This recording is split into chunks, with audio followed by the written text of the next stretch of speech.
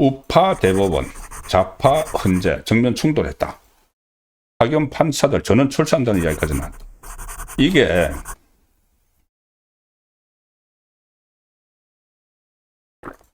단순히 사법부 헤게모니를 잡기 위한, 그러니까 우파 대법원이라고 제가 말씀드린 것은 대법관 안에도 좌파가 있기는 있지만은 어쨌든 윤석열 대통령 그 시절에 조희대 대법원장이 임명이 됐죠. 그리고 거기 그 조희대 대법원이 그때 이재명에 대해서 파기환송, 유죄취지 파기환송 하기 때문에 제가 우파라고 이름을 붙이는 거고, 그리고 좌파 헌재는 헌법재판소는 문영배 그때 윤석열 전 대통령 탄핵을 주도를 했고 그 소장 권한 대행으로서 그 다음에 지금은 헌법재판소장이 김상환, 바로 이재명이 임명을 한 사람입니다. 김상환 지금 헌법재판소장은 과거에 이재명이 경기도지사 선거에서 그때도 허위사실 공표로 2심에서 징역 150만 원 받았는데 대법원에서 확정 판결됐으면은 이게 이재명 그때 다 끝났죠. 근데 권순일 재판거래 의혹이 그때 있었지 않습니까? 그때 대법관을 했던 사람으로서 이재명에게 무죄를 줬던 사람이 지금 헌법재판소장을 하고 있습니다. 그래서 제가 우파 좌파 정면 충돌이라고 말씀을 드리는 건데, 이것이 대법원이 지금 계속 자극을 받고 있으면 이재명 재판이 재개될 수밖에 없는 그런 상황이기 때문에 제가 중요하게 설명을 드리고 있습니다. 오늘 조희대 대법원장이 지금 내일 민주당에서 세 개의 악법을 통과를 시키겠다고 지금 시도를 하고 있는 거죠. 바로 대법관 정원법, 그다음 법예곡제, 그다음에 사심제인 재판소원제, 재판을 1, 2, 3심 법원에서 하고 헌법재판소 가서 한 번 더 하는 거, 그게 사심제입니다.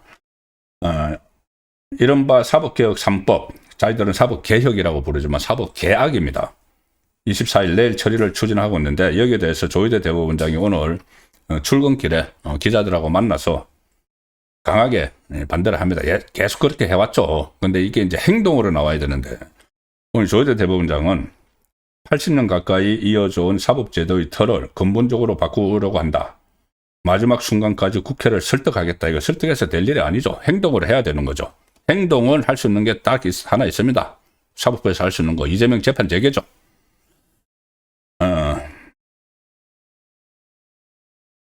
이 헌법 개정 사항에 해당될 수도 있는 중대한 내용들을 지금 법률로 지금 하려고 한다는 거죠. 이거 위헌입니다. 위헌이면 탄핵 사유죠. 자, 조희대 대법원장은 국민들에게 직접적으로 그 피해가 갈 수 있는 문제들이다. 사법 개편 3법에 위헌 소지가 있다. 이거 지적을 했고, 독일 경우를 예를 들고 있지만 우리 헌법은 독일과 내용이 완전히 다르다. 자, 그리고 일일이 다 설명을 합니다. 재판소원, 법예곡제, 이게 독일에서 뭐 도입을 했다고 하지만은 독일하고 우리나라하고 법 체계가 다르고, 독일은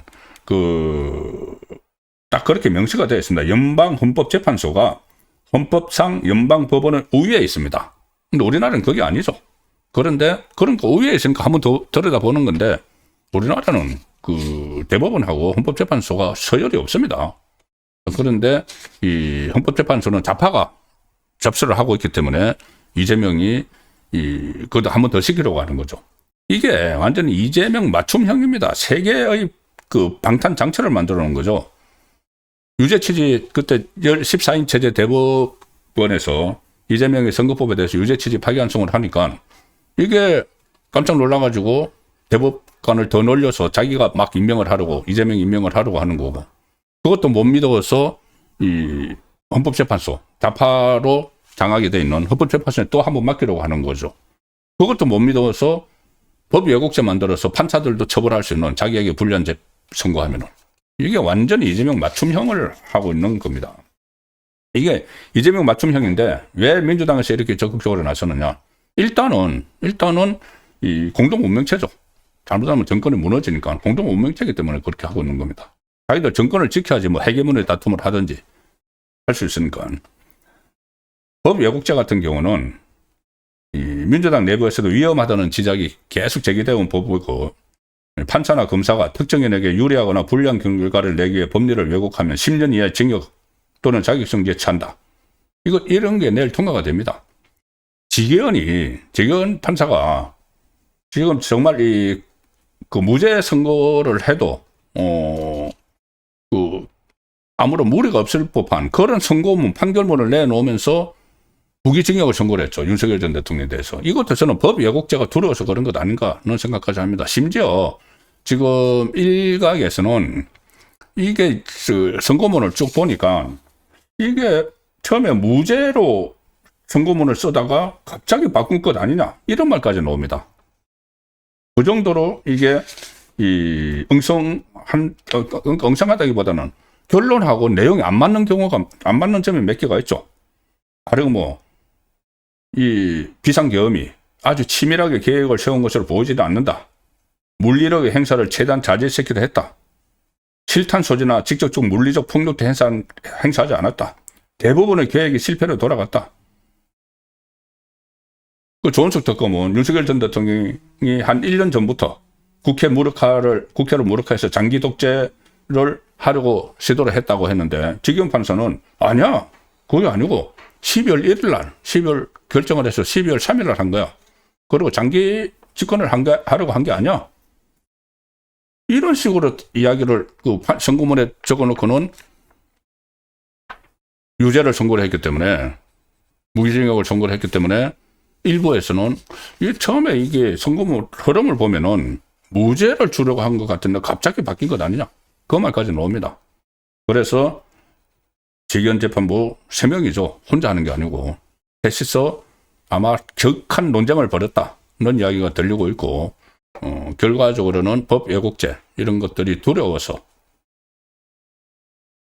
유무죄를 바꿨을 수도 있다. 그거 학언을 드리는 게 아닙니다. 그런 말도 여의도 증가에서는 놔두고 있다는 설명을 드리는 겁니다. 자, 이 상황에서 이제 완전히 내일 이게 법을 통과시키려고 하니까는 일선 판사들이 분노하기 시작을 했습니다. 자, 중앙일보 기사입니다. 일선 판사들이 분노를 했다. 헌재 파견 끊어버리자. 그래서 재판소원 헌법 27조 위반까지 꺼냈다. 재판소원은 헌법 위반이다. 판사들이 민주당이 위헌 논란이 있는 재판소원법, 특히 재판소원법, 다른 것도 그렇지만 를 내일 통과시키겠다고 밝히니까 오늘 일선 판사들 사이에서 헌법재판소하고 교류를 끊어야 한다. 목소리까지 나왔다.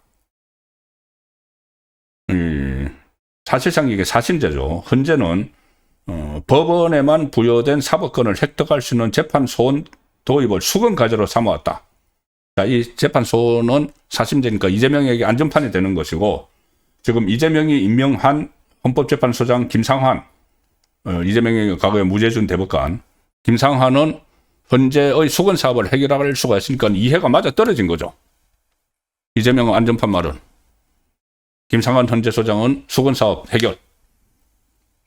그러니까 법조계에서는 이 헌재가 법률을 해석할 수 있는 사법권을 가져가게 되면은 국민의 법관에 의한 재판을 받을 권리를 명시한 헌법에 위배된다. 헌법 27조 1항에 이런 게 있습니다. 모든 국민은 헌법과 법률이 정한 법관에 의하여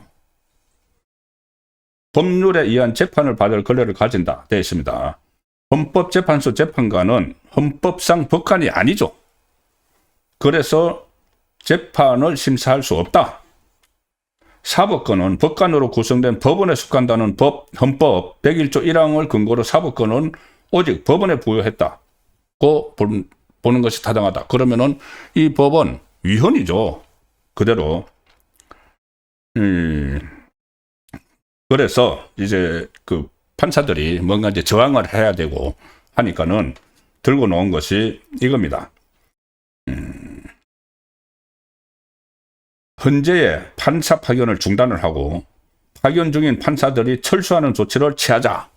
오늘 법관들 사이에서 그런 이야기가 나옵니다.